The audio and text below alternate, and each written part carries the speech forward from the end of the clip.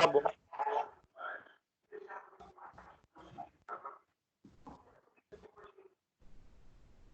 Boa noite, pessoal.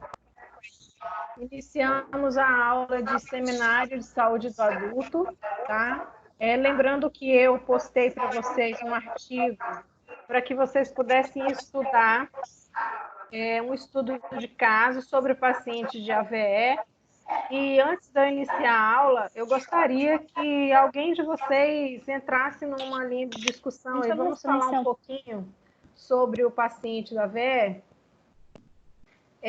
Vamos fazer assim, coloquem os microfones no mudo e quem for falando vai ligando o microfone e falando.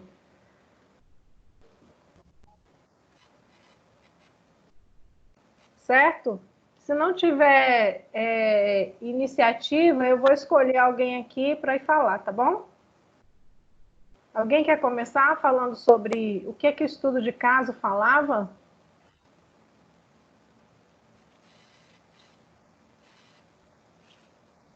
O estudo de caso falava sobre um paciente que tinha 49 anos de idade, que ele era natural de Belo Horizonte, tabagista, e ele não relatou nenhuma outra comorbidade. Ele compareceu ao pronto atendimento no hospital Odilson Berens, né, que fala, não sei se estou falando certo o nome dele, e queixando cefaleia desde o dia 17 de agosto de 2019. Aí ele foi diagnosticado de sinusite bacteriana. Iniciaram um tratamento com amoxicilina.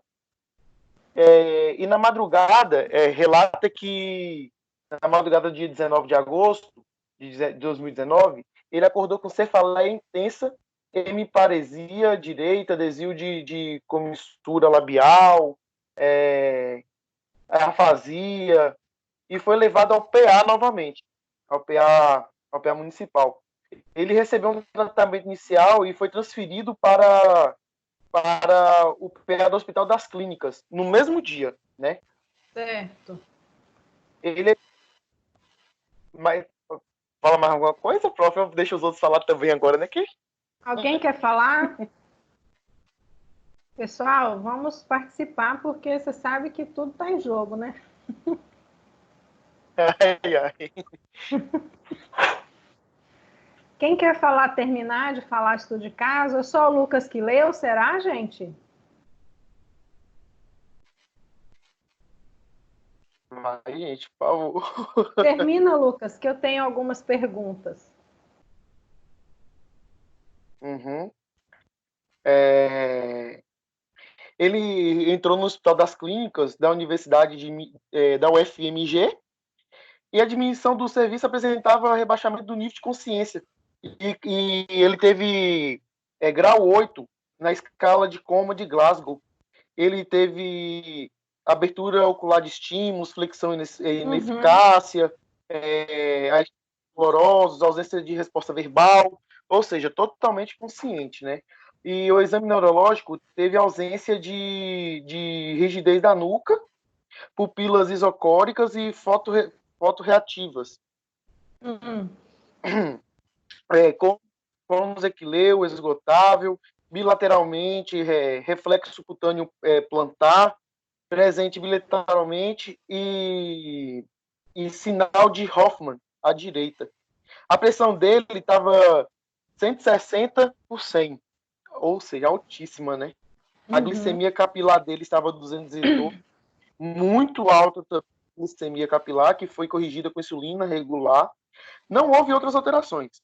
Foi prontamente sedado, entubado e colocado sob assistência ventilatória. E aí? Qual foi o destino Aí dele? ele manteve uma estabilidade. Aí, com essa estabilidade, eles aproveitaram para fazer a tomografia computadorizada, que é a ATC, né? Computadorizada de crânio. Evidenciou hipotiroidade occipital à esquerda, ou seja, o AVE isquêmico. Ele entrou num pronto-socorro com dores intensas, foi diagnosticado com sinusite, medicado e mandado para casa. E passou 2 dias, teve cefaleia e foi o AVE. Se o pronto-socorro que ele foi primeiro tivesse constatado que ele estava tendo início de AVE, talvez teria evitado muita coisa, mas teve 2 dias nesse intervalo e a situação dele piorou bastante, né? E ele teve Perfeito, Lucas. suspeita clínica de extensão até o tronco cerebral. Uhum. Perfeito, Lucas. Por que eu coloquei este estudo de caso para vocês? Primeira pergunta que eu gostaria de lançar ao grupo, né?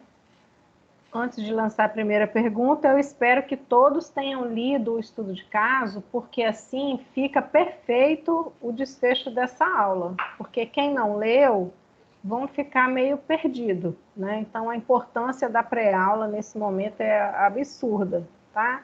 Então, a primeira pergunta. A anamnese diferencial, a anamnese que deve ser realizada para um paciente com suspeita de AVE, ela foi realizada ou teve falhas nesse estudo de caso, na opinião de vocês?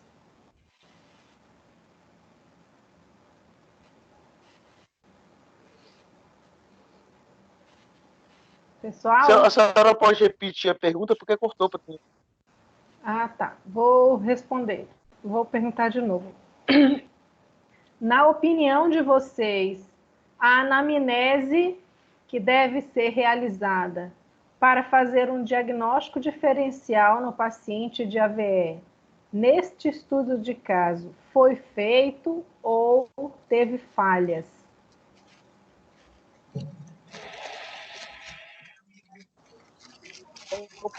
Na minha opinião, no primeiro momento, não foi feito devidamente, porque se tivesse feito devidamente, toda a anamnese, toda a entrevista com o paciente, talvez teria evitado de ter chegado ao nível que chegou.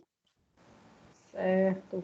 Outra coisa, vocês conseguem, nesse estudo de caso, identificar sinais de paciente de risco? Quais são esses sinais que vocês conseguiram identificar nesse paciente?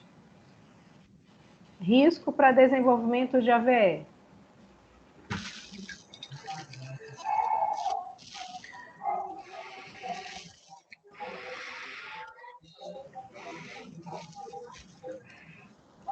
Bia vai falar?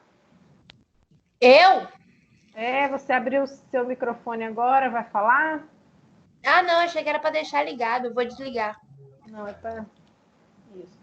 Pessoal, é só o Lucas que está nessa aula. Eu estou dando a impressão aqui que eu estou conversando só com o Lucas. Tem 15 pessoas aqui, ninguém fala nada.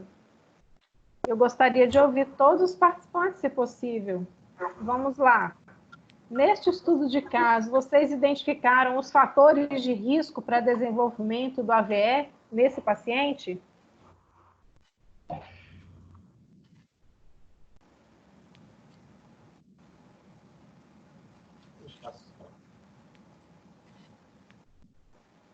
Ninguém sabe responder, pessoal? A pressão arterial que estava alterada e a glicemia capilar que também estava. Fala Sândila. o nome, Sândila. Muito bem, Sândila. Pode falar. A pressão arterial dele que estava alterada, professor, e a glicemia capilar também. E a gente estudou, né, que a hipertensão, o diabetes são causas fatoriais muito importantes no desenvolvimento do AVE, não foi? Isso. Tá, outra pergunta. Fizeram exames diferenciais nesse paciente? Não. Porque se tivesse feito uma anamnese bem detalhada, teriam observado algumas coisas que é típico da pessoa que mesmo que não teve ainda, mas que está prestes a ter, professora. Certo. E quais seriam esses exames diferenciais que poderiam ser feitos com esse paciente? No ato da anamnese e outros exames, por exemplo?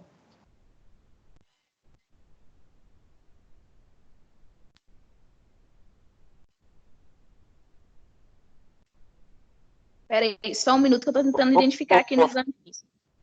Isso aí, pode ler no arquivo.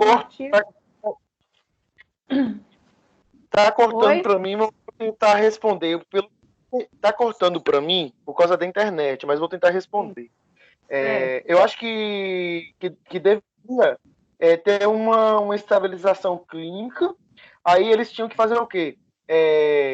Tinha que ter uma proteção das vias aéreas, tinha que fazer um exame, o exame clínico, por exemplo, aferir a PA. Na primeira vez que ele entrou no pronto-socorro, era o essencial, fazer PA, mensurar a glicemia dele e fazer avaliação neurológica também. Porque muitas vezes o paciente chega com cefaleia intensa e eles vão lá e dão um medicamento e voltam para casa, porque já aconteceu muito aqui por perto isso. Mas eles não vão lá a fundo. Eles esquecem que pode ser de uma simples sinusite a uma AVE. Então, eles deveriam ter feito esses exames complementares, exame clínico, exame físico. Entendi. Muito bem, Lucas. Eu gostaria de saber outra coisa. Qual foi a causa mortis do paciente? Vocês conseguem identificar? Ele foi hospitalizado, foi para a UTI, e lá da UTI ele veio a óbito, né? Não é normal que um paciente com AVE logo evolua para óbito. Por que vocês acham que esse paciente evoluiu assim para óbito?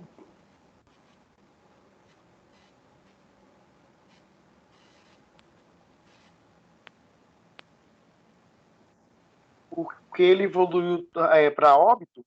Ele foi a óbito no final desse estudo de caso, né? Vocês conseguiram identificar a causa mortis desse paciente? Eu pensei que eu não tinha lido, por isso que eu não estava respondendo, mas eu já li esse artigo há uns 3 dias atrás, e eu acho assim que talvez o uso de antibiótico deve ter influenciado. Por exemplo, fragilizou bastante ele, porque aí, o que eu posso dizer? Ficou tardio, né? O AVE dele já estava começando com sintomas, aconteceu, demorou de diagnosticar, foi para UTI. É aquela frase, né? Chegou tarde demais. É por isso que ele foi a óbito. Certo, mas o que aconteceu com esse paciente, assim, de fundamental, que levou ele a entre aspas, a um coma profundo e provavelmente e posteriormente a óbito? Não foi o atraso do atendimento? Eu não? acho. Ele teve a anóxia. Isso que eu ia falar. Porque ele demorou 2 dias para. Ai, fala, Lucas. Não pode falar. Não, então assim, talvez ele aconteceu aquele caso, né, dele ter anóxia, aí precisou ser anóxia ou hipóxia? Hipóxia. Aí ele necessitou ser entubado, e pelo fato dele ter sido entubado, pode ter pego alguma infecção, né? Porque houve lá alteração nos exames dele, com infecção, teve que continuar com antibiótico. Talvez essa infecção que causou a parada cardiorrespiratória. Isso porque ele já estava com sinusite e já estava usando antibiótico. Uma bacteremia. Ele fez uma sepse, uma bacteremia, né? A bacteremia por conta da intubação? Pelo nível...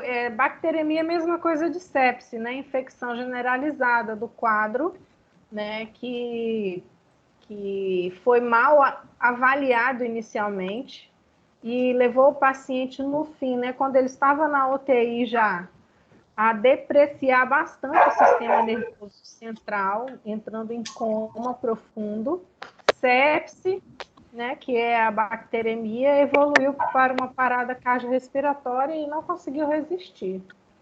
Então, pessoal, eu vou colocar a aula para vocês, e depois da aula, se vocês quiserem dar uma lida novamente no artigo, muita coisa vai ficar clara na cabeça de vocês. Por isso que é importante a gente fazer esse gancho, pré-aula, aula e depois pós-aula.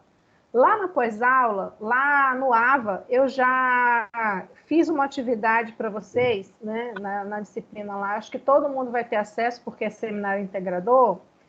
Sempre esses links, essas aulas relacionadas às nossas webaulas estarão no encontro 1, conforme orientação do diretor na reunião, tá? Então, já está lá no encontro 1 do Seminário Integrador uma atividade pós-aula, né, dessa aqui de 30/3, que vocês devem responder baseado em tudo isso que foi falado e baseado nos materiais que vão estar postados lá, inclusive o meu slide da aula de hoje, tá? E vai valer 100 pontos, tá certo? Não precisa entregar amanhã, não. Pode fazendo e deixando lá que no dia que eu falar... Geralmente é uma semana, porque na semana que vem vai ter outra atividade. Então, vocês têm um prazo de uma semana aí para fazer, tá certo, pessoal? Ó, Ok. eu vou iniciar a aula agora e, mediante as coisas que eu for falando aqui, vocês vão lembrando da leitura do estudo de caso que vocês fizeram, tá? E a atividade, ela vai ser baseada num material que está nessa aula aqui, que é para vocês realizarem o processo de enfermagem do paciente com AVE, que é o diagnóstico, prescrições, intervenções e tudo mais, tá?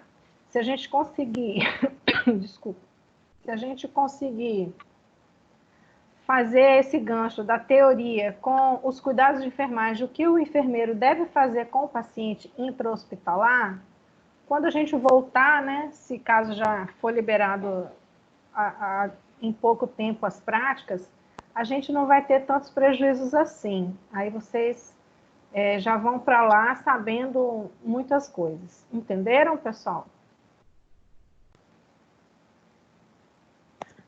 Entendi. Então, eu vou colocar aqui a nossa aula. Todo mundo está visualizando? Sim. Ótimo, vamos lá. Peço que desliguem os microfones, tá? E quem quiser se comunicar, fala aqui no grupo de WhatsApp, que eu estou com ele aberto aqui, eu estou vendo tudo que vocês estão falando. Então, vamos lá. Cuidados de enfermagem ao paciente hospitalar com AVE, aula 30/3. Então, fazendo uma ligação, né? Como que a gente deve realizar uma anamnese com um paciente suspeito de AVE, né? Então, vocês puderam observar quão grave evolui um paciente quando a gente não tem abordagem perfeita, uma abordagem correta, né? Então, uma abordagem errada desde o início pode ser bastante complicado para o tratamento desse paciente, inclusive podendo levar a óbito, como a gente pode perceber aí nesse estudo de caso, tá? Então, quando você tem um paciente que chega para você com algum tipo de sinal e sintoma que você pode suspeitar que é um AVE, né? A gente não sabe ainda qual dos dois tipos, mas a anamnese ela deve ser rigorosa, né? E a gente não deve só achar como foi nessa abordagem desse estudo de caso que foi diagnosticado como uma sinusite, né? Uma infecção por sinusite. Sim, poderia ter sido, sim, essa infecção por sinusite desse paciente, existir o processo inflamatório, está comprimindo, né, a parte de terminações nervosas da face e ele está sentindo paresias ou hemiparesias.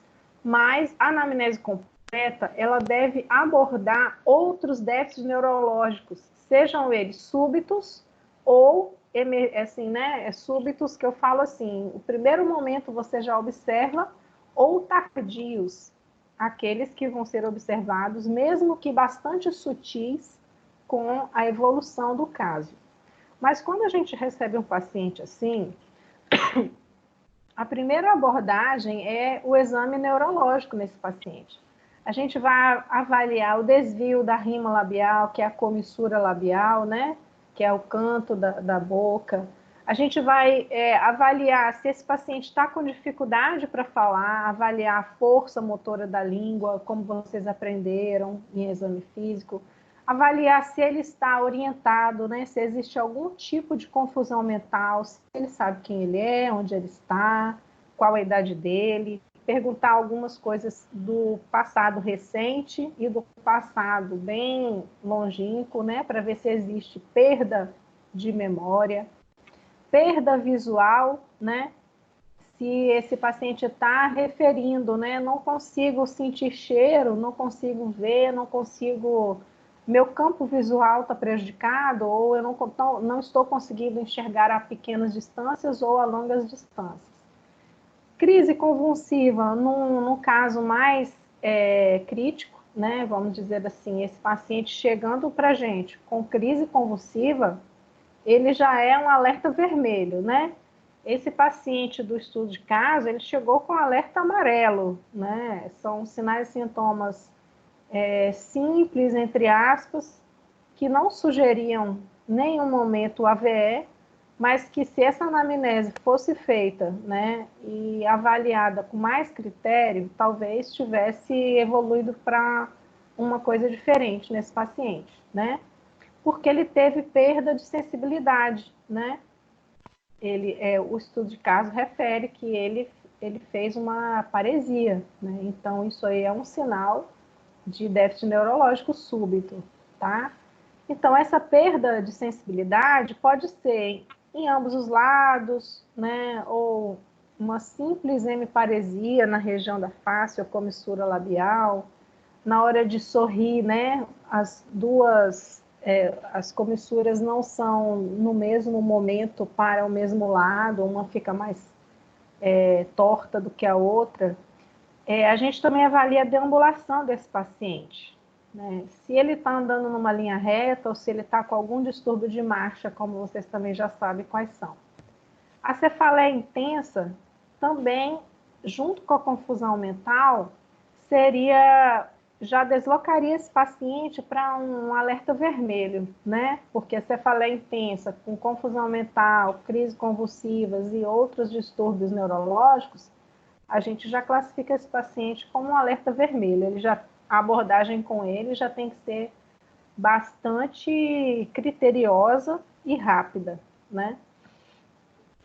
Porque a perda de consciência gradativa e recorrente, tipo assim, né, evoluindo, ela pode ser um indício de AVC-H, né, um acidente vascular encefálico hemorrágico, né.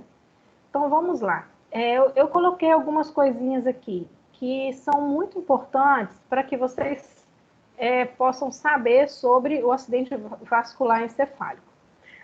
Primeiro, não existe um só tipo de acidente vascular cerebral ou encefálico. Existem dois tipos, né?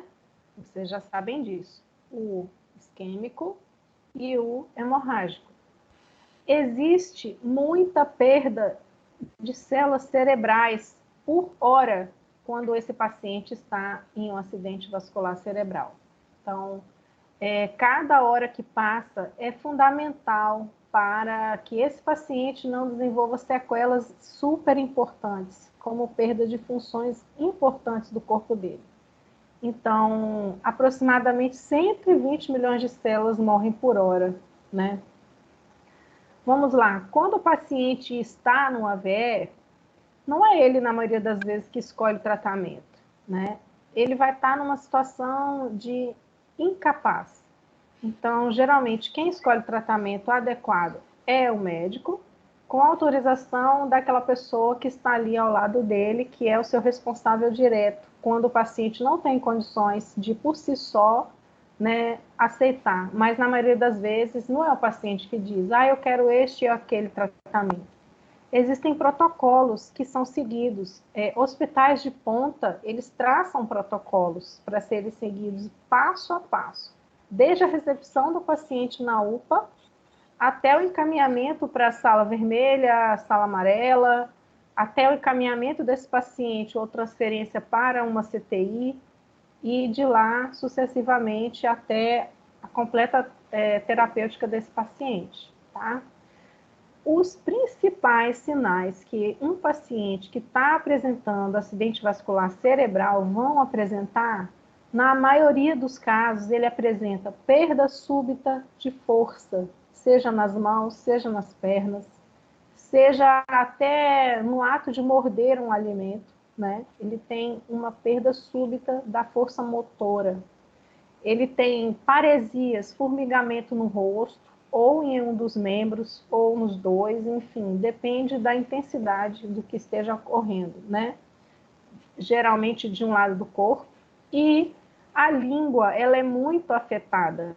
A dificuldade para falar, né? Aquela fala pastosa, arrastada, são os principais sinais e sintomas que um paciente estão apresentando o acidente vascular encefálico, que são referidos na maioria dos artigos científicos.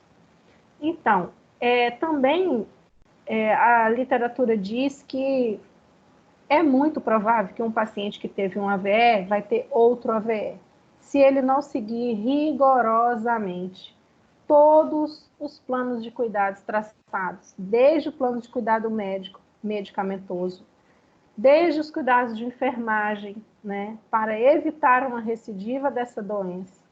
E os cuidados de enfermagem envolvem mudança do padrão de vida, afastamento dos fatores de risco que provavelmente levaram aquele paciente a desenvolver um AVE. E os planos de cuidados traçados por um fisioterapeuta para reabilitação também, junto com o enfermeiro, desse paciente. Então, se um paciente teve um episódio e ele não seguir rigorosamente tudo que for traçado para ele como plano de cuidado, é muito possível e provável que ele terá outro.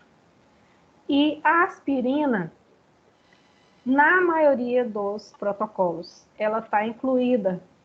É muito complicado abrir mão do medicamento aspirina para que não desenvolva qualquer outro tipo de trombo, né?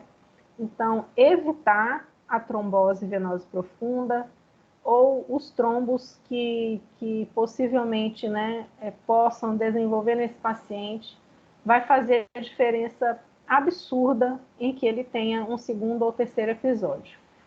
Os 3 primeiros meses após, né, primeiro episódio de AVE, são fundamentais e cruciais para esse paciente até recuperar ou completamente as suas funções motoras, enfim, o que foi prejudicado nele, algum tipo de sequela que ficou nesse paciente, né? Os 3 primeiros meses são cruciais nesse processo de recuperação. O paciente ele precisa entrar num programa de fisioterapia intenso, porque o cérebro ali, ele ainda tem uma plasticidade importante e recuperar, né, aquilo que possivelmente foi perdido momentaneamente. E após esses 3 meses, né, vai ficando mais difícil essa recuperação. O AVE, ele está atingindo, infelizmente, muitas pessoas na faixa etária de 30, 40, até 50 anos, adultos jovens. Então, aí a gente já tem o alto nível o histórico grande, né, de etilismo, que essa faixa etária está no pico do etilismo e do tabagismo. E o etilismo, consequentemente, leva ao aumento da pressão arterial, que é a principal causa, né, já está aí no 9, dos acidentes vasculares encefálicos, é a hipertensão. Então, essa faixa etária de 30 até 50 anos, aqui está 40, mas eu coloco até 50 anos, porque 50 anos hoje o adulto, ele está bem, ele está jovem, né?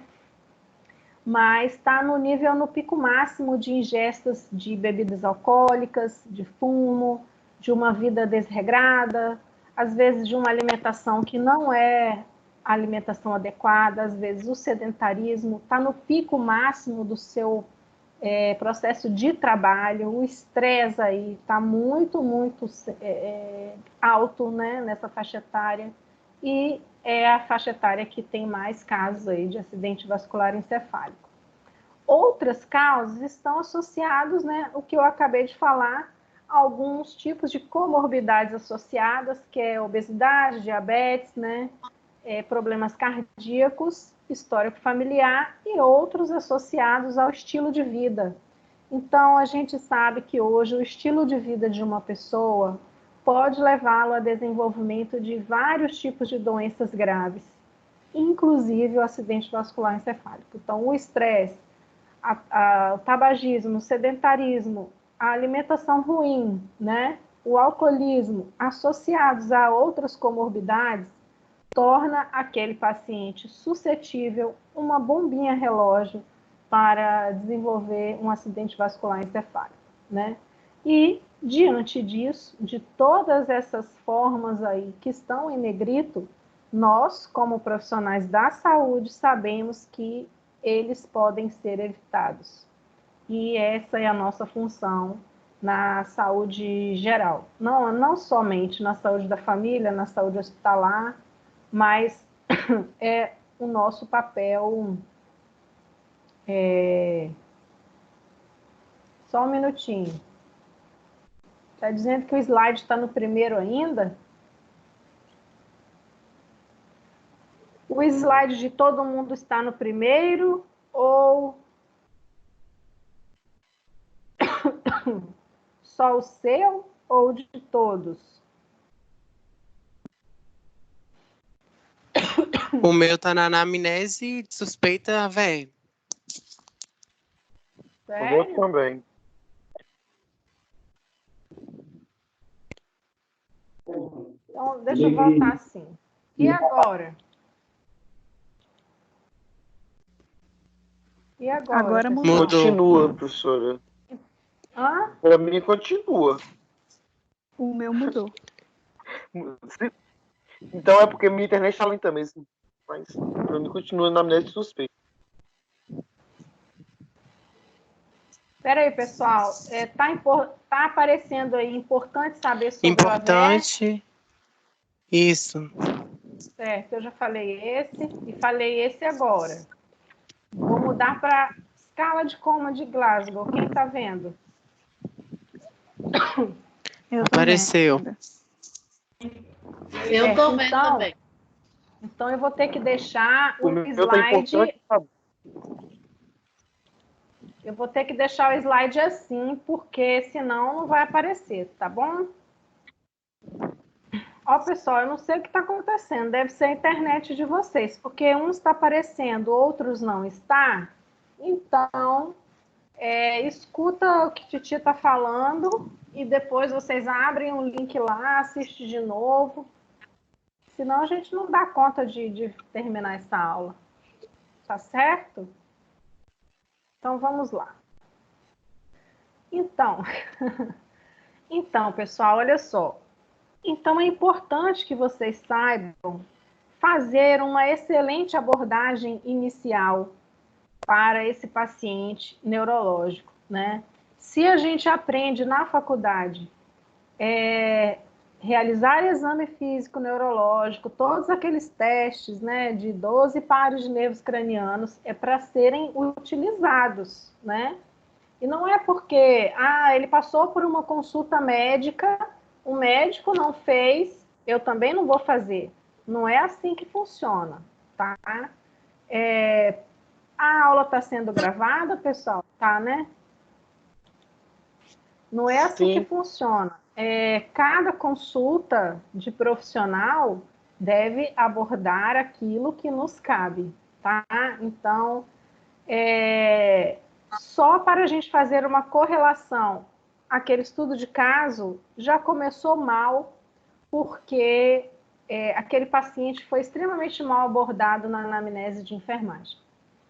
Uma tabela que a gente utiliza para avaliar esse paciente, principalmente quando ele está na UTI, é a escala de coma de Glasgow, né?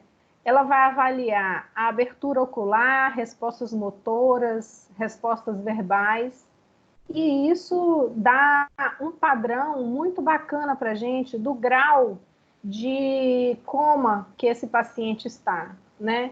Então, existe a pergunta, o comando, né?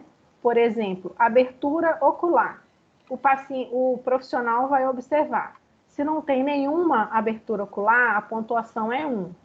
Se a abertura ocular, ela só vai acontecer quando ele faz um estímulo doloroso no paciente, uma beliscadinha, uma pontadinha com algum material pontiagudo, né? Se ele abre os olhos somente ao estímulo da dor, aí 2. Se a gente fala, abre os olhos, senhor, ao comando verbal, ele abre os olhos, é 3. E se a abertura ocular é espontânea, sem necessidade de nenhum estímulo, é 4. Então, esse score aqui, vocês vão perceber que quanto menor o número aqui, pior o paciente está. Então, o máximo onde ele deve estar extremamente saudável, 15. 3, ele está em coma extremamente profundo, ele está muito, muito rebaixado o estado neurológico dele. Então, a gente vai para a resposta motora. Resposta motora é aquele aperto de mão, pedir o paciente para fletir o braço, para levantar uma perna, para fazer força contrária à força que a gente aplica, né? Aí a mesma coisa, se não tem nenhuma força, né? Nenhum estímulo é 1. Se ele faz uma extensão, mas decorticando, né? Assim, com movimentos que não são movimentos normais, são movimentos tortos, né? Fala assim, leva o braço na ponta do nariz. Ele não consegue, ele vai com o dedo e coloca na orelha, né? Ele não tem controle motor daquele ato, né? A flexão com decorticação, né? É aquela flexão que também está assim meio irregular. Retirada, flexão inespecífica. Quando você pede para o paciente apertar a sua mão ou fazer uma força contrária ao que você está fazendo, também é inespecífico. Ele só faz estímulo motor quando você faz um estímulo doloroso, né? Quando você coloca algo pontiagudo, doloroso, ou quando você faz um beliscãozinho, ou não obedece a comandos nenhum. 6, né? A resposta verbal, né? O paciente está conversando ou não, né? Nenhuma, 1. Sons incompreensíveis, né? Aquela linguagem pastosa que a gente fala, a língua arrastada, você não consegue identificar o que ele está falando. Palavras inapropriadas, né? Pergunta, onde você está? Ah, eu estou no banheiro, né? Ele não está no banheiro, ele está na cama. Se você pergunta X, ele responde uma coisa completamente que não tem nada a ver. Então, significa confusão mental. E aqui, completamente confuso, 4. Então, quanto menor o score do paciente na escala de coma de Glasgow, mais em coma ele está, mais inconsciente, mais afetado neurologicamente ele está. Agora, aqui a gente tem um protocolo para primeiro atendimento de paciente com acidente vascular encefálico. Esse protocolo é do Sírio-Libanês, que eu peguei para trazer para vocês. Mas ele se encaixa em qualquer hospital. Então, primeiro, esse paciente vai ser recepcionado nessa unidade de atendimento, seja na UPA, seja no pronto-socorro do hospital. Ele vai passar por essa avaliação médica, essa primeira anamnese, testar todos os reflexos desse paciente, tudo aquilo que a gente falou até agora, fazer aplicação de escalas preditivas, né, que já existem. E aí, a partir disso, esse paciente vai ter o acionamento do código do AVC. É um código vermelho? É um código amarelo? Isso vai depender dessa avaliação médica aqui. Dependendo dessa avaliação médica, né, todas essas coisas que estão ao redor aqui vão ser acionadas. tomografia, no caso, se for um código amarelo e necessitar de um exame diferencial para ver, né, se é um AVCH, transporte de paciente, hemodinâmica, anestesia, caso necessite de uma cirurgia urgente.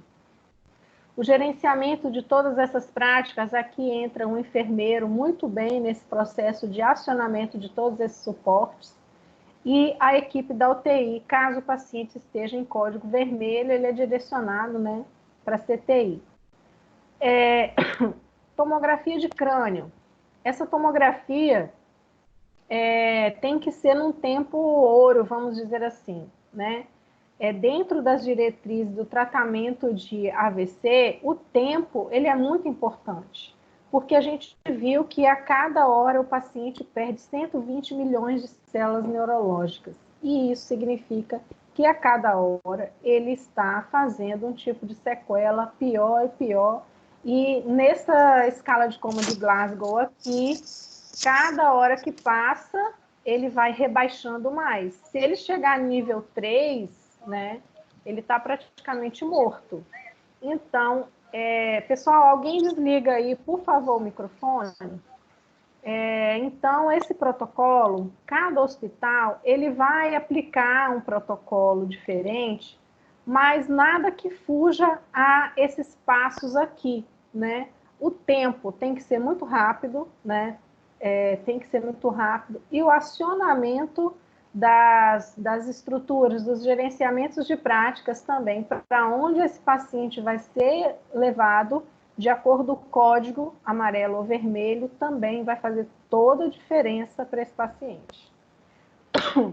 Aquele paciente do estudo de caso, ele entrou num código amarelo e foi para casa, né? E depois ele evoluiu muito rápido para o código vermelho. Então, esse aí foi um dos grandes problemas que aconteceu aí, coitado, com aquele paciente. Então, e nós? Qual a função do enfermeiro no processo de reabilitação aí? Deixa eu primeiro passar esse slide aqui, que eu quero que ele venha na frente. Vocês viram a mudança aí? Esse fluxograma aí, da enfermagem frente ao paciente com acidente vascular encefálico, ele envolve essas abordagens. Primeiro, a abordagem inicial, ele vai realizar os registros de anamnese, de enfermagem, que foi a consulta, o exame físico, a avaliação global desse paciente, né? O levantamento dos diagnósticos de enfermagem que estão acontecendo aqui, as prescrições de enfermagem, tudo entra aqui nessa parte. E depois, o programa de reabilitação desse paciente, que vai ser frente ao diagnóstico médico, né? Frente aos diagnósticos de enfermagem, as prescrições de enfermagem, o prognóstico de enfermagem vai entrar também. Significa o quê? Quando esse paciente sair aqui deste risco iminente de morte, o que nós vamos fazer com ele? Esse paciente ele vai ser encaminhado para a unidade de saúde da família, né? Porque ele entra no protocolo de paciente que teve um AVE e deve ser acompanhado rigorosamente, né, na terapia medicamentosa, no processo de afastamento dos riscos, dos agravos, no processo de mudança de vida, de hábitos de vida, e isso tudo será feito na unidade básica de saúde, tá? Então, esse feedback que a gente fala muito, né? Com referência e contra-referência, unidade básica e hospitalar, isso precisa acontecer nesse momento aqui, é muito importante, que é a evolução, tanto médica quanto de enfermagem.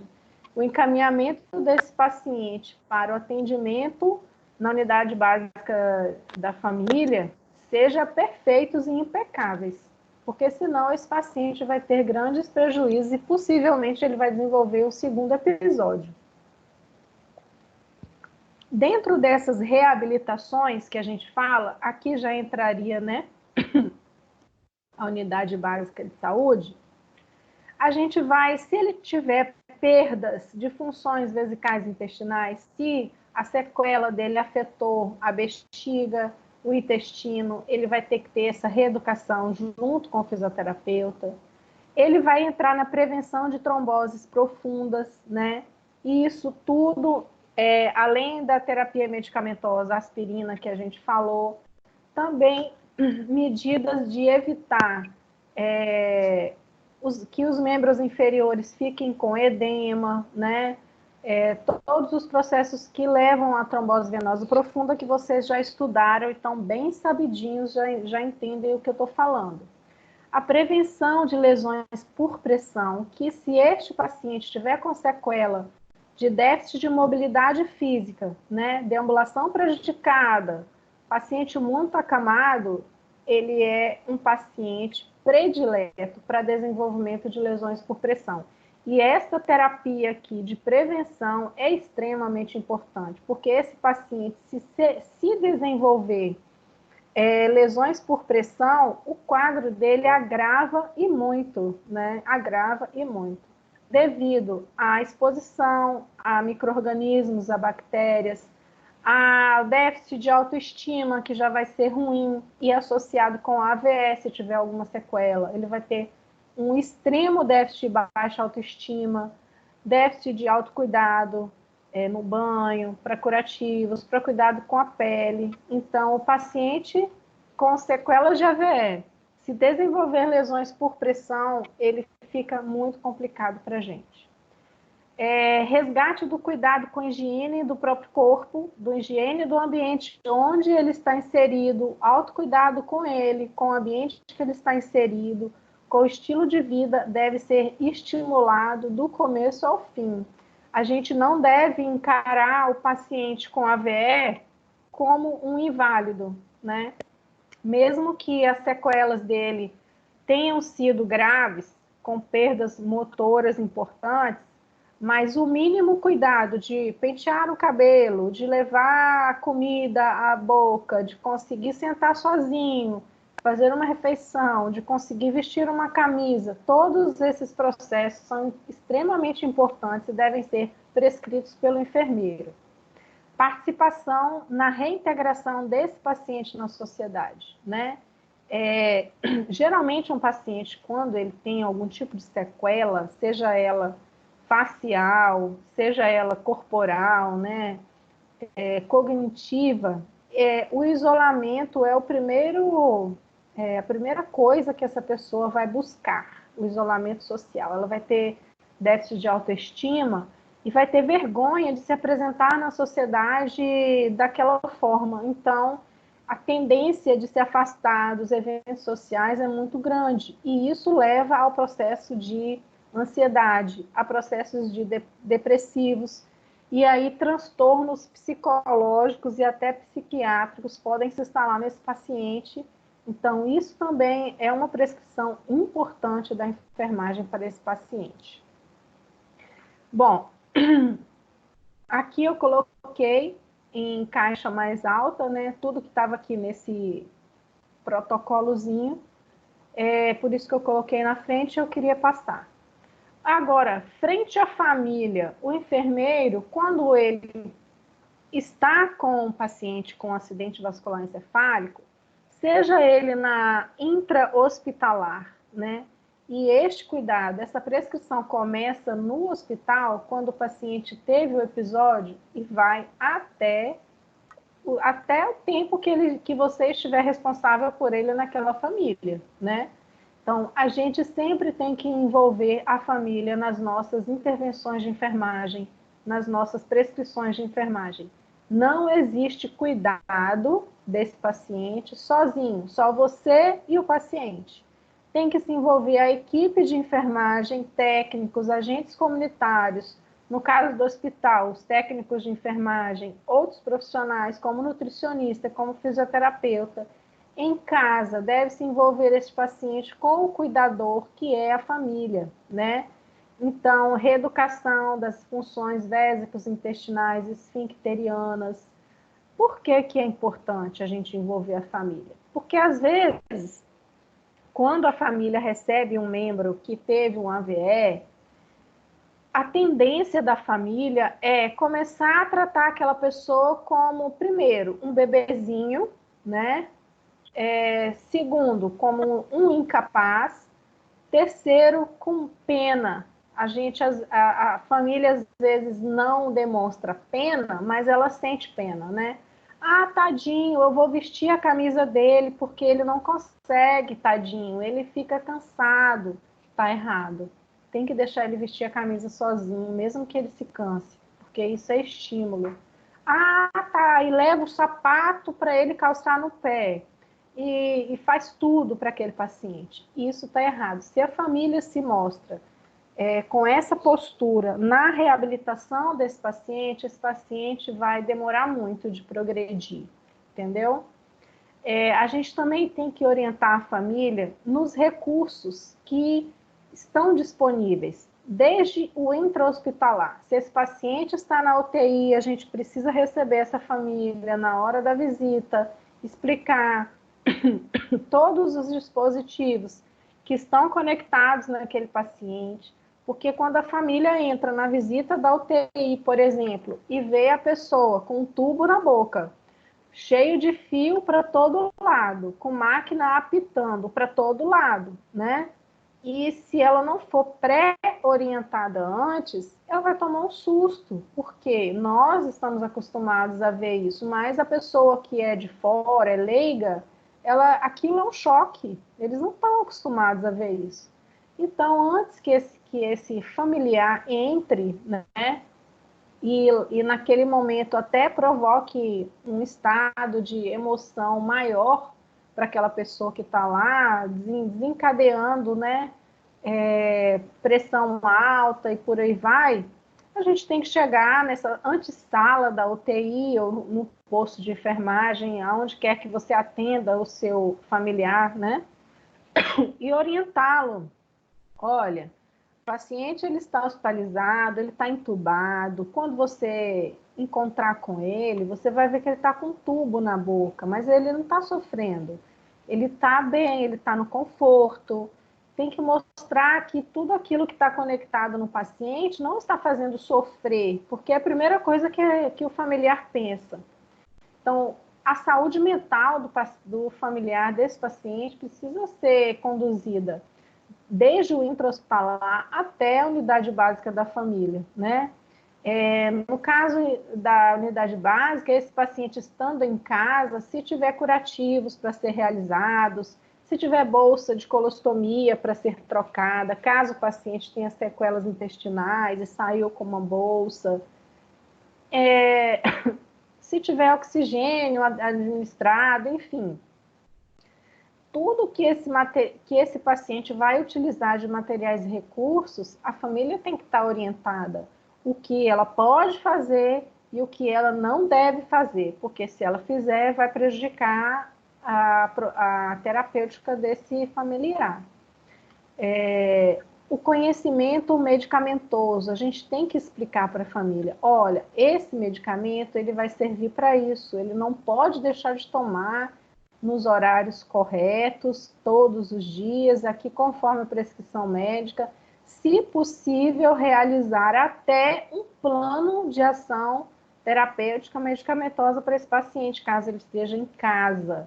Caso ele esteja no hospital, é um direito do familiar saber quais os medicamentos o paciente está utilizando, porque às vezes ele está fazendo um processo de racho cutâneo, que é aquela pele bem ressecada, por conta de um antibiótico que é mais forte, porque às vezes ele está fazendo um sinal e sintoma que é relacionado a associações medicamentosas, e o familiar, quando chega e observa aquilo, ele vai pensar que o familiar dele, né, o paciente, está sendo maltratado, entre outras coisas. Então, a comunicação do enfermeiro e a família, onde quer que ele esteja, hospital ou unidade básica, é fundamental para evitar atritos, que a maioria das vezes é a família que inicia, né? Participação da família no plano de alta desse paciente. É importante sentar enfermeiro, paciente e cuidador. ler o plano de alta para ele e explicar o plano de alta.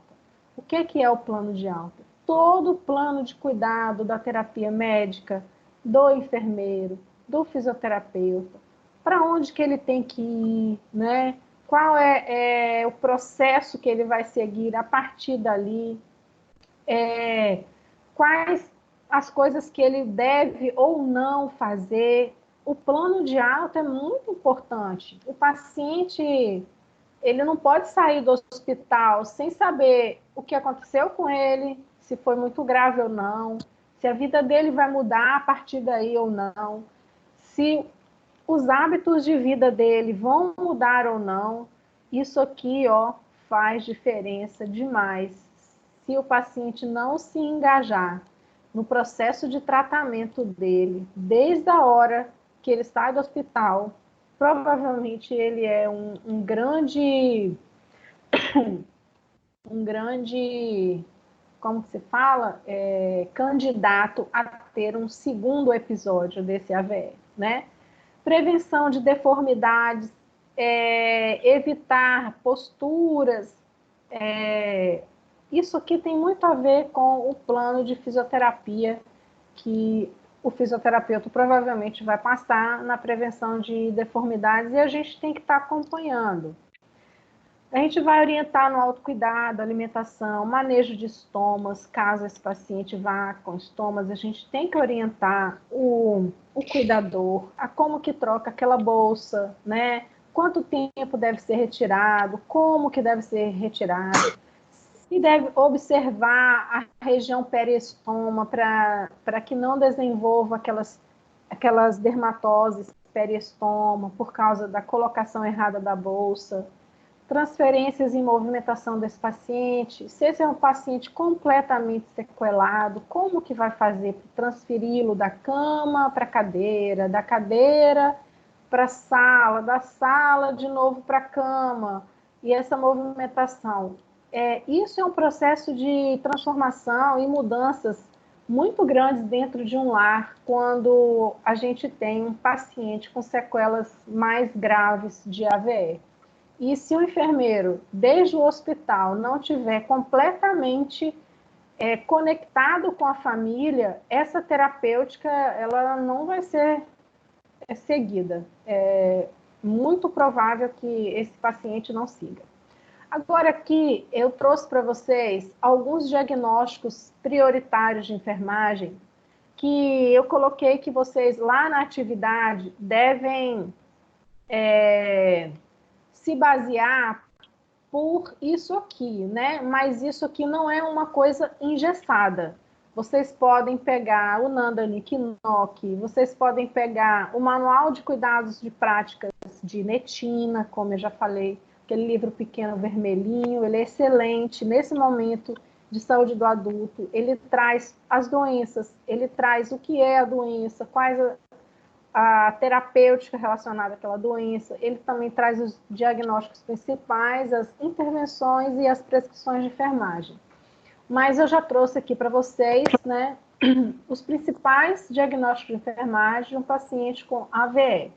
Então, manutenção do lar alterada, completamente alterado vai ser a manutenção desse lar, principalmente relacionado com as sequelas. Quais os tipos de sequela desse paciente? Se leves, se moderadas, se graves, se reversíveis ou se irreversíveis. Isso vai mudar completamente, né? Comunicação verbal prejudicada uma das primeiras sequelas que se estabelecem num paciente de AVE. Às vezes, essa comunicação verbal prejudicada num primeiro momento, como eu falei para vocês, nos primeiros meses, e depois, com o processo de reabilitação, isso vai ser melhorado, mas existem pacientes que essa comunicação, elas não voltam de tão intenso que foi o episódio, né? Risco de baixa autoestima relacionado à alteração súbita de função corporal. Não é fácil, principalmente sabendo a faixa etária de 30 a 50 anos, é a faixa etária de adulto jovem, do homem ou da mulher que está naquela fase, né, a melhor fase da vida, o trabalho, o pico de trabalho, de sair, de sociedade, de repente ele se depara com sequelas neurológicas, sequelas físicas, sequelas motoras e sequelas emocionais. Então, a autoestima vai ficar extremamente prejudicada. Entre outros diagnósticos de enfermagem, que eu não coloquei tudo porque eu quero que vocês façam essa pesquisa também, para aprender, tá bom? As intervenções de enfermagem, aí eu vou fazer uma recapitulação breve do que é intervenção de enfermagem e prescrição de enfermagem, tá? Intervenção de enfermagem seria, né, todo aquele plano de cuidado que a gente vai traçar para o paciente, explicando detalhadamente o porquê das coisas.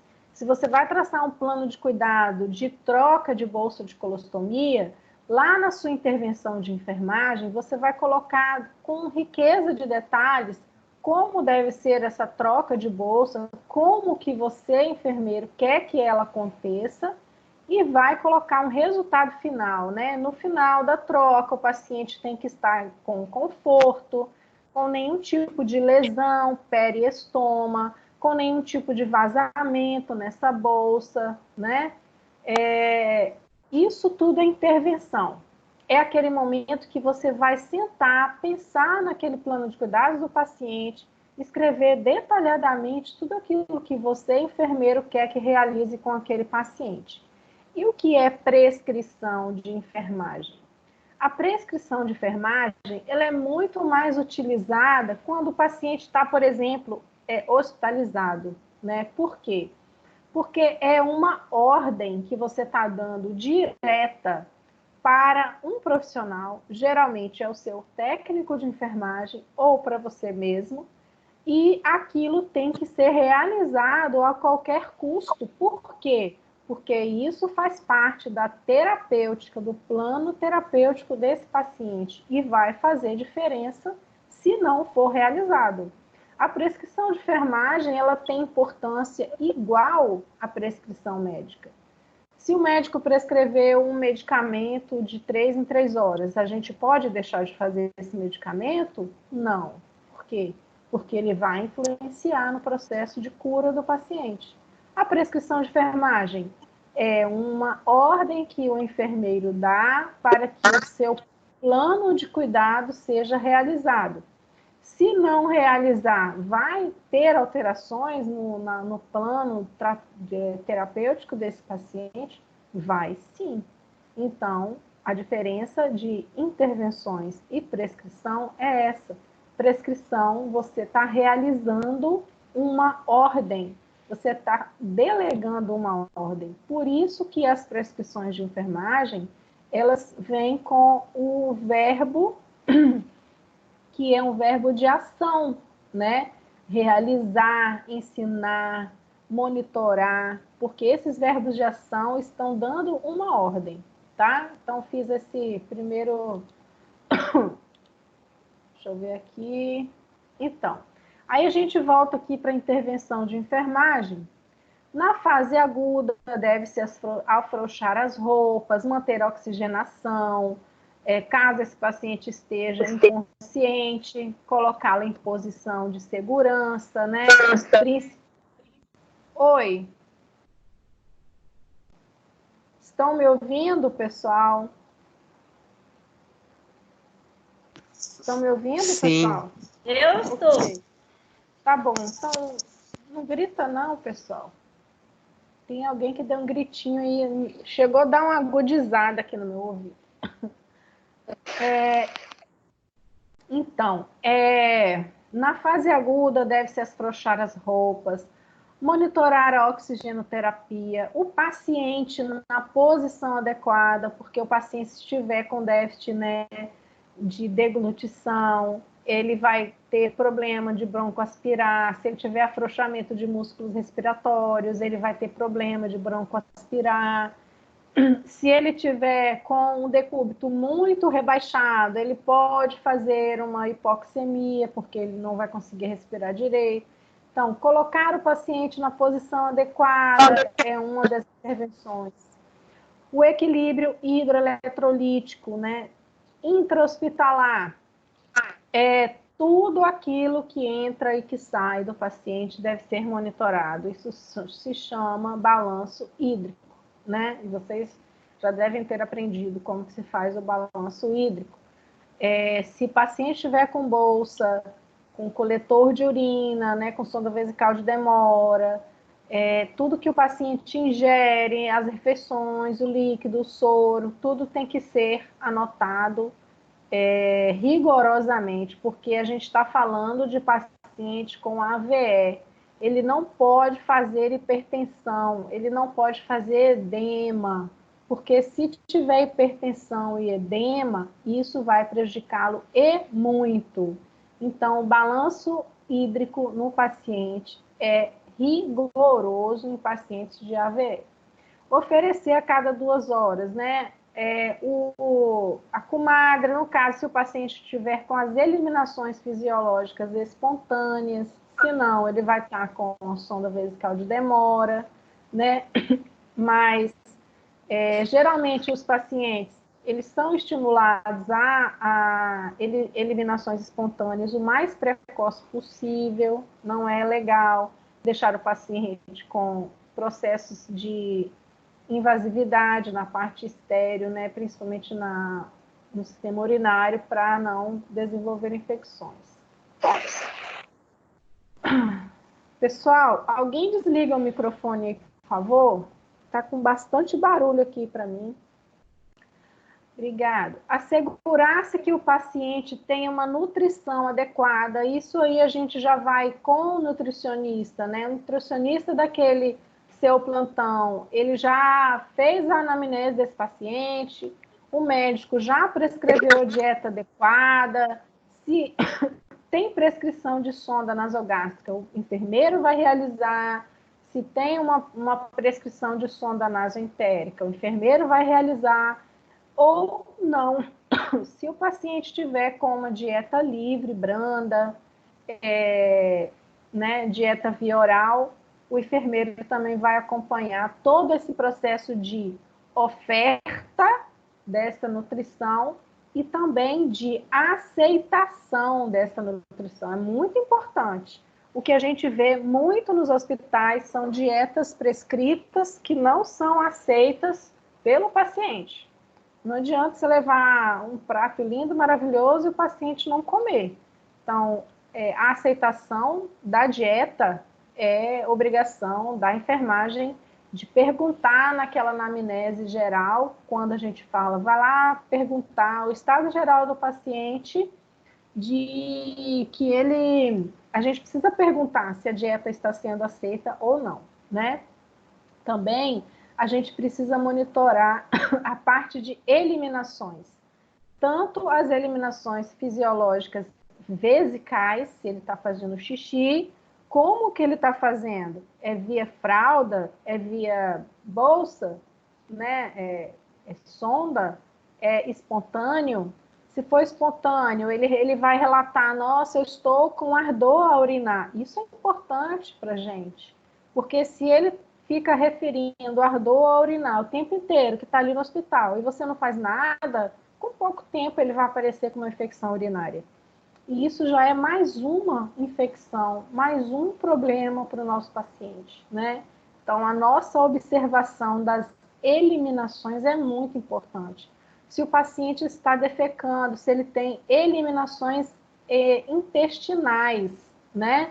É muito, muito comum, e vocês sabem disso. O paciente fica constipado no 3º dia de internação hospitalar, no 4º. Tem pacientes que ficam até mais de 5 dias. Isso não pode acontecer. O intestino cheio, ele faz aumentar a pressão intracraniana. Isso já é comprovado, né? O intestino cheio faz o paciente comer menos, faz ele andar menos, porque ele vai sentir dor, vai fazer com que ele fique com o abdômen distendido de gases, né? Então, as eliminações fecais são extremamente importantes. Se não está conseguindo por vias naturais, as intervenções, tanto medicamentosas como procedimentos, devem ser associados, laxantes ou enema, flitinema, né, para que esse paciente elimine aquela fezes. A higiene oral, muito, muito, muito importante. A gente tem o péssimo hábito de deixar por conta do paciente o cuidado com o corpo. A gente precisa estimular isso? Sim, precisamos. O paciente precisa fazer a escovação sozinho, se ele puder. Lógico que se ele estiver numa UTI, somos nós que vamos fazer, né? Mas se ele já estiver no quarto, todo o estímulo para esse paciente ele é bem-vindo, mas se ele estiver incapaz, é a enfermagem que vai fazer. A higiene oral ela deve ser muito rigorosa. Paciente que tem próteses dentárias tem que ser retiradas, tem que limpar a cavidade oral, porque ali tem milhões de bactérias.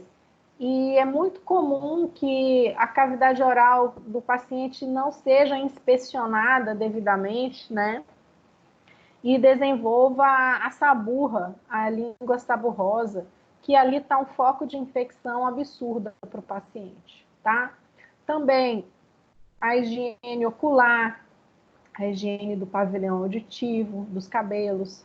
Quanto mais limpo o nosso paciente tiver, menos coleção de bactérias ele vai fazer, menos filme de bactérias ele vai formar e mais saúde ele vai ter. Administrar os fármacos de acordo à prescrição, rigorosamente, isso a gente nem precisa falar. Realizar atividade de mobilização ativa e passiva nesse paciente. Se ele é um paciente acamado, se ele está na UTI entubado, ou se ele está mantido no leito, ou se ele está com déficit de mobilidade no leito, quer dizer, se ele não consegue virar de um lado para outro sozinho, é a gente que tem que fazer isso.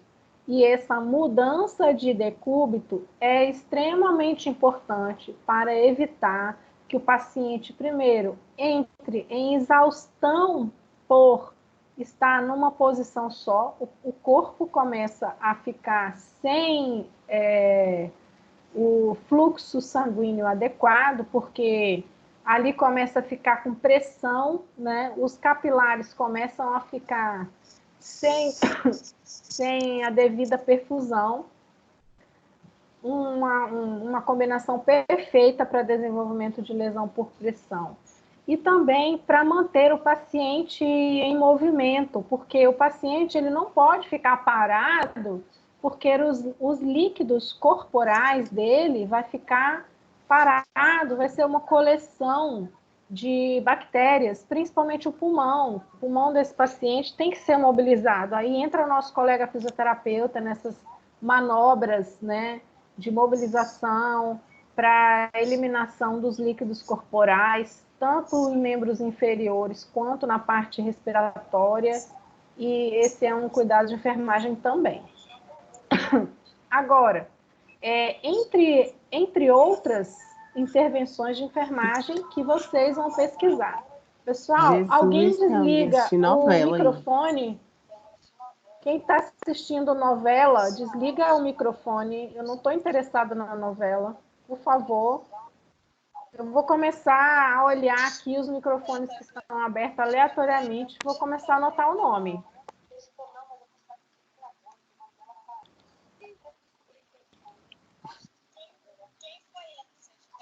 Daniel, desliga o seu telefone, microfone, por favor.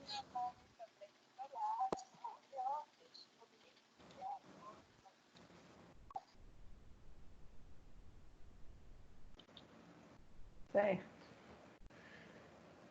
Estão todos aí ou eu estou falando sozinha? Presente. Ok, que joia. Então, aí partimos para a prescrição de enfermagem. A prescrição de enfermagem já é a ordem, né? Então, vamos lá. Realizar os exercícios dos membros passivos afetados, aí, ó. Realizar o movimento nos membros afetados. fazer exercícios lentamente para permitir que os músculos tenham tempo de relaxar, né, as articulações. E aí já colocar os coxins que a gente costuma colocar para evitar a pressão naquelas proeminências ósseas. Durante os exercícios, os braços e pernas devem ficar em movimento, delicadamente no seu limite à tolerância à dor, porque às vezes a gente está movimentando o paciente, mas a gente às vezes está fazendo movimentos que causam dor. Então, ficar com atenção à sua face, às expressões de dor, é muito importante quando a gente está manipulando o paciente. Ensinar o paciente a realizar exercícios ativos dos membros não afetados, né? Então, por exemplo, ele teve uma sequela no braço direito. Eu vou só cuidar do braço direito dele? Chego lá e falo, levanta o braço direito, move o braço direito, esqueço o esquerdo. O esquerdo tá bom, não vou ligar para o esquerdo, não. Não é assim que funciona, tá? Os membros ativos e não afetados desse paciente devem ser estimulados, porque é através disso aí que o cérebro do paciente vai fazer a ligação e mandar mensagens para o membro afetado que ele precisa se movimentar também, tá?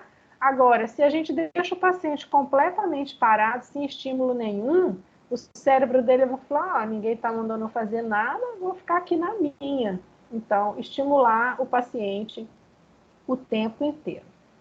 Apoiar as extremidades, reduzir o volume do edema. Se esse paciente não tem problemas de insuficiência cardíaca, a gente pode levantar os membros, né, para evitar edema.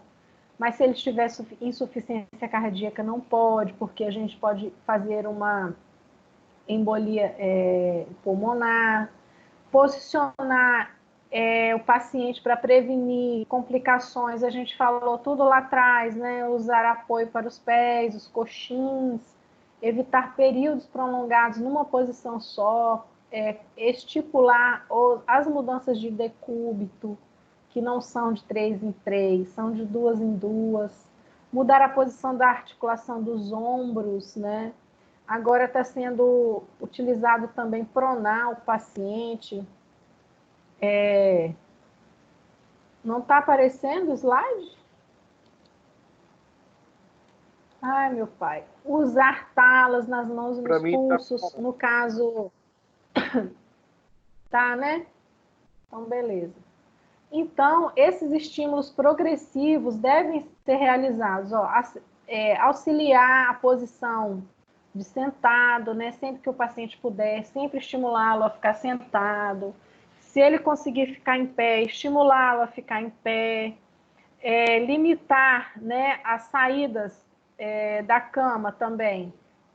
Não vai deixar o paciente andar sozinho, se ele já estiver conseguindo andar, porque ele tem um risco de queda. Isso é um diagnóstico de enfermagem, né? Então, o tempo desse paciente é o tempo que ele vai tolerar e o tempo que é limitado por vocês com auxílio de alguém, com auxílio de uma pessoa, porque ele tem risco de queda, né? Então, implantar precauções de segurança para esse paciente, proteger as áreas de sensibilidade a frio e calor, né? Se tiver muito quente, a gente não vai colocar esse paciente cheio de roupa, cheio de meias, cheio dessas coisas, porque ele vai fazer lesão de pele. E também o frio, também, a gente tem que proteger, hidratar essa pele. Orientar quanto às complicações de imobilidade. A imobilidade do paciente é um problema sério para a gente, quando esse paciente está no hospital com deambulação prejudicada, com déficit de mobilidade, com mobilidade no leito prejudicada, de se transferir de um lugar para outro, quando ele não consegue virar de um lado para outro sozinho.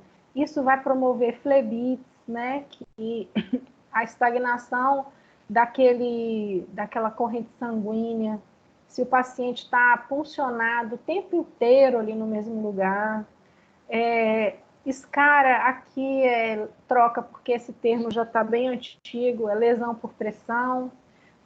Comprometimento neurovascular, né?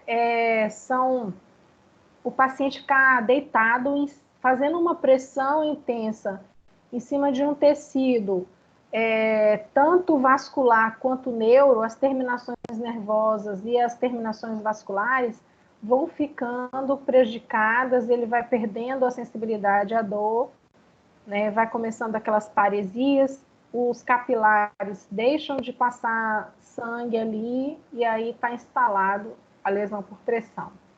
Os cuidados diários, né, de vestir-se e alimentar-se, ele no hospital precisa estar impecavelmente limpo e vestido, mesmo sendo a camisola do hospital, mas limpa e vestida, roupa de cama, isso tudo é processo de evitar infecção. E as administrações das medicações do paciente, que devem ser rigorosamente seguidas, são as principais prescrições de enfermagem, mas tem outras que eu gostaria que vocês também pudessem pesquisar. Então, agora eu vou abrir aqui para que vocês, junto comigo, possam fazer as perguntas, tirar as dúvidas. Quem quiser falar, estou aberta às dúvidas.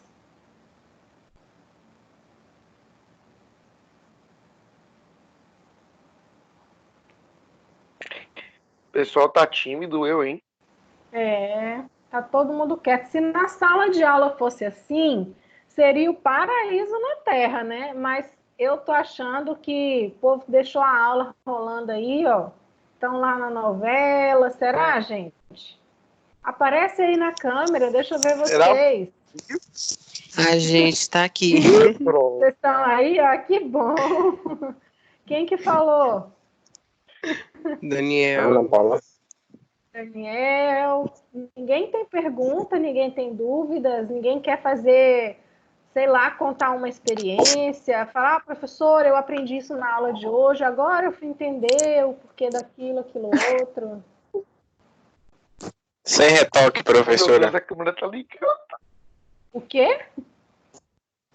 Estou bebendo na minha xícara da Branca de Neve, que eu peguei. A minha xícara personalizada. Vocês estão vendo?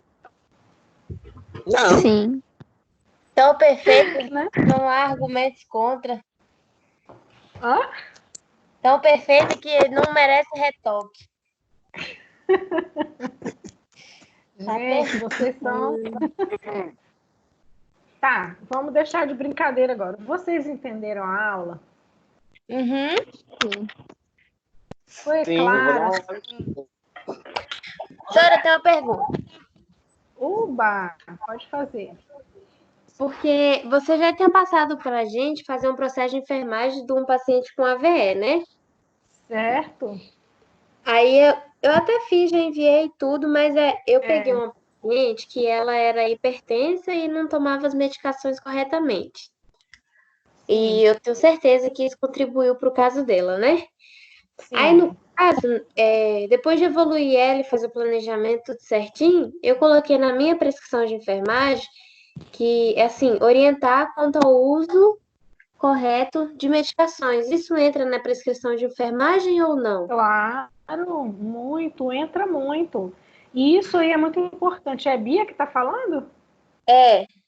Hein, Bia? É muito importante isso. Sabe por quê?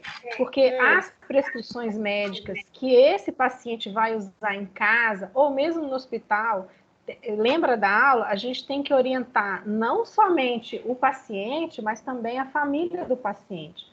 Porque são essas medicações que vão segurar o paciente. Um paciente de AVE, ele tem chances de ter outro episódio, como a gente ficou sabendo agora. Então, qual foi a principal causa? Hipertensão? As medicações de hipertensão dele têm que ser rigorosamente acompanhadas.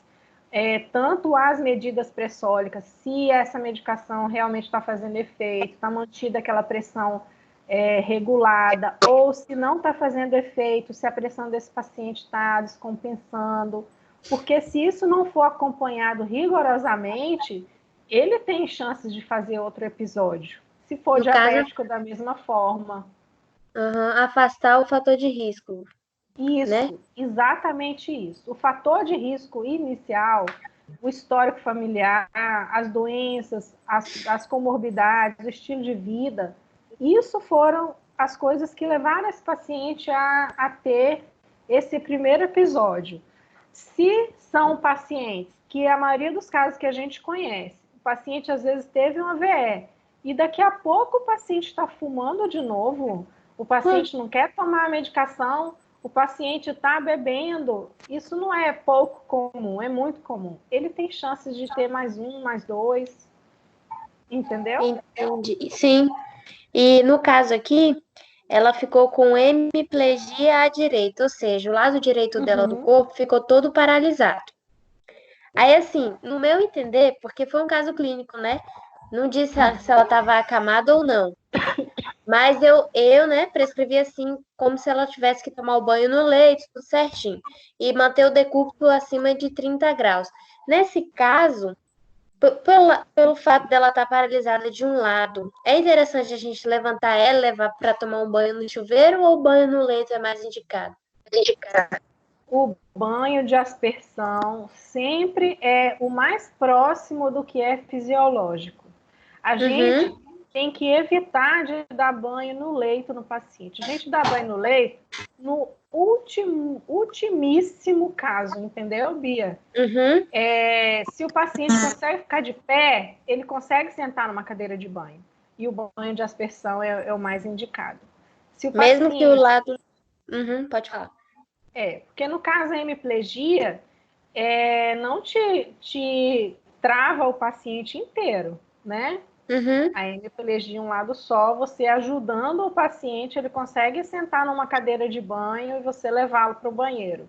Porque isso vai estimular cada vez mais.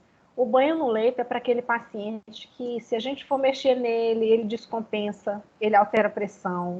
É para aquele paciente que está cheio de drenos, de aparelhos monitorando ele, paciente que está com tubos, o paciente muito obeso, que a gente não consegue levantá-lo de forma alguma. Entendi. Entendeu? Então, tá errado isso aí, hein? Então vai estar errado aí na hora de corrigir. Só isso, Mas aí, só de você tirar essa sua dúvida hoje, de aprender o certo, para mim já valeu pra caramba. Pronto, não vou mais dar banho no leite.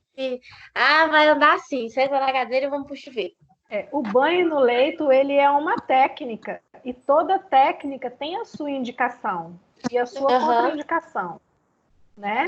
Entendi. Então, a gente tem que avaliar muito se, às vezes, para o profissional, dar banho no leito é mais legal, mas, vou dar um banho no leito rapidinho, porque às vezes dar banho no chuveiro é mais trabalhoso, né? Mas para o paciente, aquele estímulo do banho é melhor. Bem legal mesmo, né? A pessoa não tá invadindo ali a privacidade e tudo. Anderleia tá mandando aqui. Conheço uma pessoa que teve mais de 3 AVE e o médico falou que essa pessoa pode morrer por qualquer doença, menos de AVE. Ele está predizendo. Eu não posso dizer o que ele disse aí, né? Pode morrer por qualquer outra doença, menos de AVE. Ele pode ter brincado, viu, Anderleia? Estou achando que isso é mais uma brincadeira, porque o AVE, se for um AVEH, né, bilateral, por exemplo, e se ela não for a conduta rápida, ela morre, sim. Ela morre. Igual aquele do caso clínico, né? Entendeu? Ô, Anderleia, depende do local, da intensidade, do grau de hipóxia, de anóxia que esse paciente está, né? Do tipo, depende do estado de saúde desse paciente. Eu não vou assinar embaixo o que ele falou, não, tá? Deve estar brincando. E o material? Quem quer perguntar mais alguma coisa? eu quero relatar uma coisa. Eu quero ver se a senhora vai concordar com o nosso V que teve aqui. Pode falar? Pode? Então, meu avô, era uma pessoa muito ativa. Ele andava muito para cima e para baixo, dirigia, gostava de fazer muita atividade de bater perna, vamos falar assim, né? Só que nos 2, 3 anos para cá, a gente acredita que ele deu um começo de AVE, ou começo de derrames, né? Porque ele teve um dia que ele começou a entortar o lado e começou a falar embolado, começou a embolar a língua. Só que foi rápido. A gente levou ele no hospital você já logo viu também. que isso é um sinal, né? Pois é, aí o que acontece? A sequela que ele ficou não foi ficar falando embolado, não foi paralisar um lado. Foi o seguinte, a função cerebral dele ficou prejudicada na parte motora, porque ele, para andar, hoje, é o maior sacrifício. Ele levanta, tem que balançar bem as duas pernas para poder levantar uma perna. Hoje ele não consegue vestir uma roupa sozinho, depende muito da esposa dele, porque ele não mora aqui com a gente, ele mora em Nanuque. Então ele depende muito da esposa dele, também é idosa, e ele, para andar, é a maior dificuldade. Quem conheceu o meu avô ativo e vê hoje, não conhece mais, entendeu? E ele estressa, minha mãe levou ele no neuro esse mês, e o neuro falou que não tem o que fazer. Passou alguns remédios. Mas o prazo daqueles 3 primeiros meses, que a terapêutica é a parte mais importante para a reabilitação, ele não seguiu? Pois é, não tá conseguindo, ele tá estressado com isso. Ele fica falando que dá vontade até de morrer, porque é uma pessoa que era muito ativa e acontecer isso. Comprou um medicamento, então, que o medicamento faz efeito na hora. Isso aí é um caso bem elaborado para ilustrar aquilo que eu falei sobre a baixa autoestima do paciente, envolvimento da família, porque o paciente ele tende a ter esse tipo de reação, de isolamento, de não querer mais nada, eu quero morrer, para mim acabou, tipo, não se aderir ao tratamento, entendeu? Também, posso subir, por favor. Oi? Quê? Oi? Não foi eu que falei nada, não. Falem aí. Tô ouvindo. Então, prof, aí nós tentamos de todo modo. Nós estamos tentando de todo modo tentar levantar a estima dele, tentar tirar ele de lá de Nanuque, trazer para perto da gente. A gente visita ele. Só que ele é aquele tipo de idoso teimoso. E muito teimoso. Mas nós estamos fazendo de tudo. Hoje ele tenta fazer as coisas sozinho, só que quando não consegue, dá um grito na esposa dele lá, que também já é idosa aí, tem Parkinson ainda por cima. É bom que ela esquece, né? Aí ele... Pois é. Não, esquece o Alzheimer. Ele fica resistente. Que coisa feia. Não, esquece o Alzheimer. Parte da tremedeira. Tremedeira. Aqui, deixa eu responder a Ângela. Seu caso é muito interessante, Lucas. Agora você já entende o paciente de AVE e você é um futuro enfermeiro, já pode traçar um plano de cuidados para o seu avô. Verdade. Pois é, eu vou... Deixa eu responder a Ângela aqui e depois vou responder outro para a gente encerrar a aula, tá? Já são quase 9 horas. Ângela, quanto ao exame físico no artigo, fala que iniciou com cefaleia e foi tratado inicialmente como sinusite. O que poderia ter sido feito? Ângela, a gente falou lá na aula que a anamnese inicial envolve a avaliação neurológica desse paciente, né? Então, um raio-x dos seios da face, já descartaria, no caso, a sinusite, ou, de fato, ia falar, não, é sinusite, mas ele também está com paresias, e a paresia é um sinal neurológico que precisa ser valorizado. Então, poderia ter feito uma tomografia computadorizada e o exame neurológico completo que não foi realizado no paciente, tá? Jaqueline, gostaria de saber mais sobre os trombolíticos. Em que momentos eles são utilizados? Boa pergunta.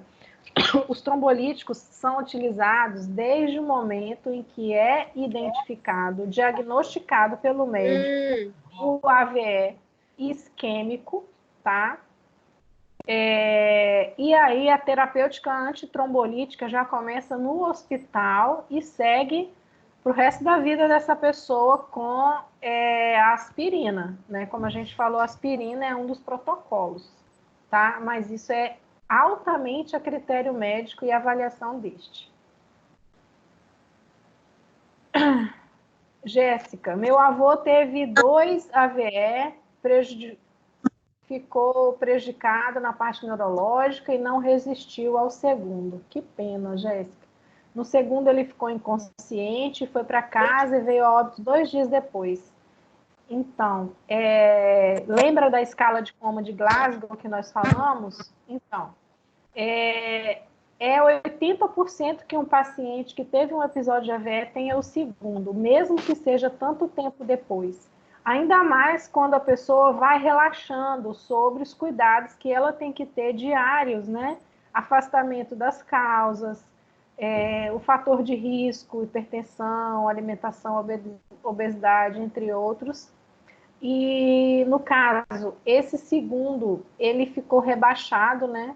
Como você está dizendo aqui, a escala de coma de Glasgow dele foi evoluindo. Se você tivesse a oportunidade de ter medido, ter feito o teste nele, você ia ver que ele morreu como um passarinho, né? Foi rebaixando, rebaixando, rebaixando, até parou de vez. Com meu pai quase aconteceu isso também. Ele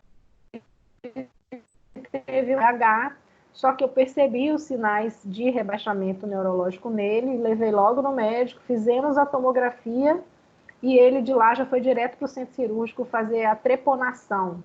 Treponação é a cirurgia que abre a calota craniana para liberação daquela pressão que é exercida por causa do sangue que é acumulado, para lavagem da calota craniana, porque o sangue ele causa uma irritação química ali e provoca um processo inflamatório. E quanto mais demora, mais o processo inflamatório aumenta, causa o edema. E quanto mais aumenta o edema, a pressão intracraniana aumenta, mais esse paciente vai ficando rebaixado e o óbito dele é muito mais rápido. Ok, pessoal? Ok. Foi top a aula de hoje. Eu preciso Gostei, ter mais cuidado que Skype. eu preciso ter cuidado aqui para eu salvar direitinho, para não perder tudo, senão, né? Como que eu vou botar o link lá? Então, pessoal, até quarta-feira. Quarta-feira, nossa aula de saúde do adulto, ela vai ter intervalo, porque agora a gente tem que fazer no horário de aula. Então, a nossa quarta-feira tem primeiro, segundo, terceiro e quarto tempo. E aí, quando for 9, 8h30, a gente dá uma paradinha, né? Tomar uma água, café, levantar um pouco, depois a gente volta. Tá certo? Só pegar direto para sair mais cedo.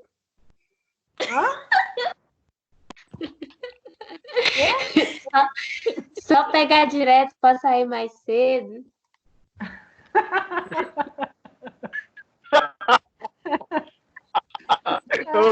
Não é melhor, não? Sem intervalo. Por mim, tudo bem. A minha água fica aqui mesmo.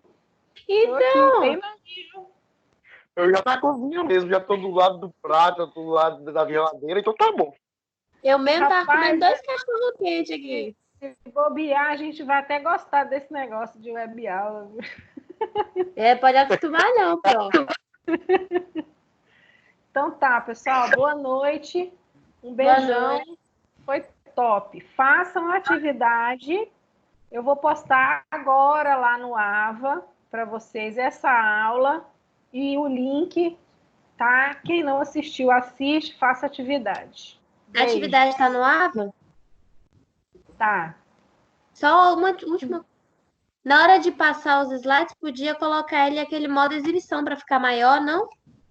Então, eu coloquei no início, mas algumas pessoas estavam falando que não estava passando o slide. Eu já estava no terceiro e para algumas pessoas o slide ainda estava no primeiro.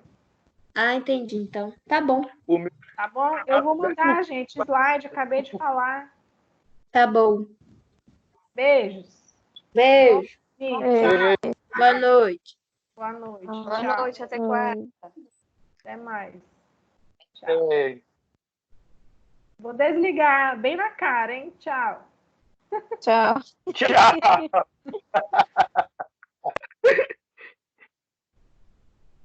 Quem ficou, gente? Tchau para vocês também. Boa noite, bons estudos.